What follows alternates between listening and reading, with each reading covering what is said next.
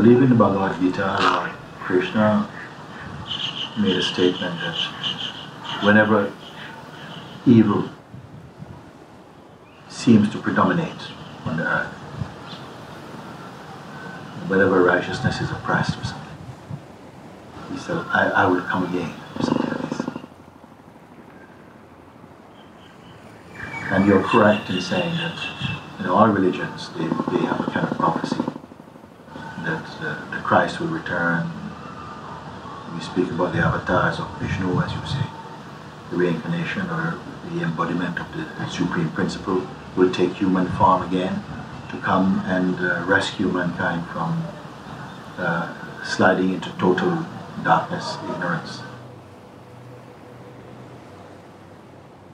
But again, that presence is always here.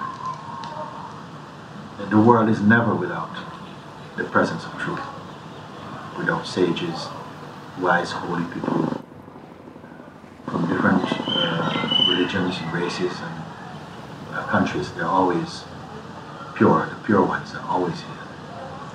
So we like the idea of one figure, one world figure. But none of these figures in their time were world figures. Jesus was not a world figure. He was hardly known outside of Palestine. Buddha also was born in this country, in India, but he was not famous in India. In Asia he became famous. Jesus himself said, only amongst his own people and in his own country is a prophet without honor. Quite often the ones who realized their own people did not really accept their realization. You see? And many of these great beings, even Krishna, he wasn't world famous in his time. Later, the fame grew. So quite often the truth is here, but it's not recognized until the passing of the body of that expression. Then it grew. But they gave something to the world because Christ was in the body 2,000 years ago. Buddha 2,500 years ago. Rama, Krishna 7,000 years ago. It's amazing that they had a duration of life like we have. 40, 50, 60 years, 70 years. And still after hundreds of years, sometimes centuries, thousands of years, human beings cannot forget them. Because they remind us of who we are and made clear that we had this potential in ourselves to transcend the hypnosis of conditioning and negativity and to realize our supreme self. That was their mission, if you want to say. And sometimes they came in a very humble way.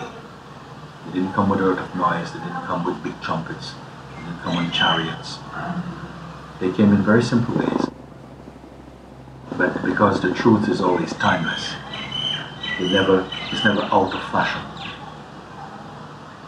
then the truth that was spoken 2,000 years, 2,500 years, 3,500, 5,000 years, 7,000 years, 12,000 years is still fresh today.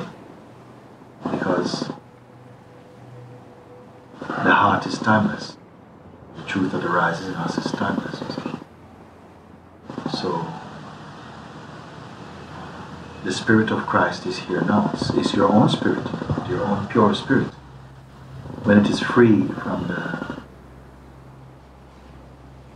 from being held hostage by our conditioning and personal belief systems, when that is sort of transcended or looked beyond, you come back again to your original Christ consciousness, or your Shiva being, if you want to say, or your Buddha nature. It's all the same thing. You said that, you implied this also.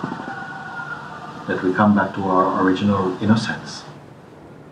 And I would put that as the highest attainment of the human instrument, the human expression of consciousness, is to realize our original being, as distinct from our conditioned being.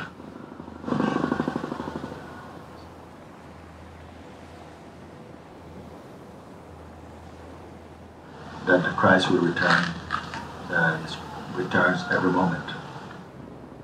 He didn't even leave to return. It's always here. It's just perhaps hidden. The truth cannot leave to come back later. It is always here. It's just our attention is turned somewhere else. And so for that period of time, it is hidden from us consciously. But it is always here. When we realize that, then there are no avatars. There's no Messiah that needs to come. On the global stage, it might appear like this.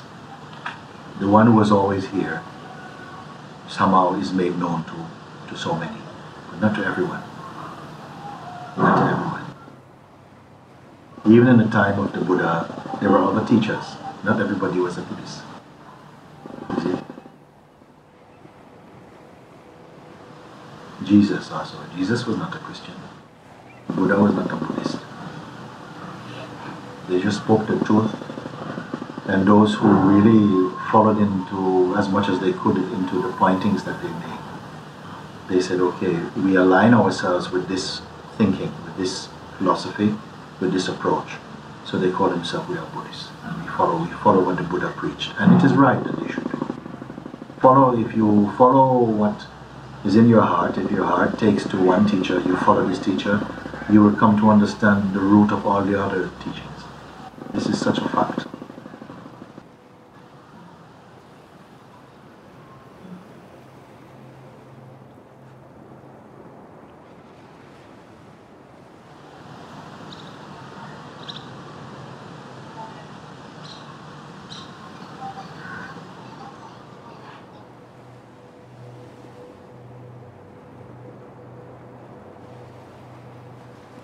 It is good. Questions are good.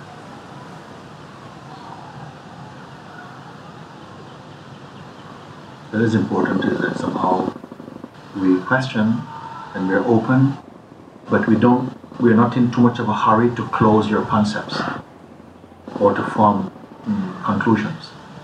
It's good to feel open, let concepts have their part and then move about, be aware of them, but don't identify too tightly to any concept.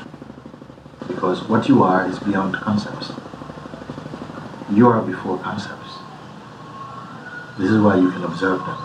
You can say yes and no to them, because you are earlier than all concepts. As we reflect more and more upon our true nature, that everything that you see, hear, think, feel, imagine, all this is only phenomenon. It's like clouds passing by. Nothing is eternal. And that you must find out who is the witness of all of this. Because none of it is permanent. Everything is just simply moving. Even our highest concepts, you cannot remain in unbroken contact with them. They are simply passing through. To find out who is the one who conceived them. Who is that, or what is that perceived them? This is the most important question. Because it turns the attention from telling the story of what you perceive to find out who the perceiver is itself. And this is a mighty contemplation. And many beings have really discovered deeply, plunged deeply into their nature through questions like this. Because most people, they are asking what I call objective questions. So they are satisfied with objective answers. But when you ask a question about the subject, not just the object, who is the one who is perceiving the objects? And this one is a subjective question because it takes your attention not outward, but here, to the core. This is what satsang is. This continuous pointing to what is here before everything else came. So everything that came you can see. But the one who sees, can the one who see, can this one be seen?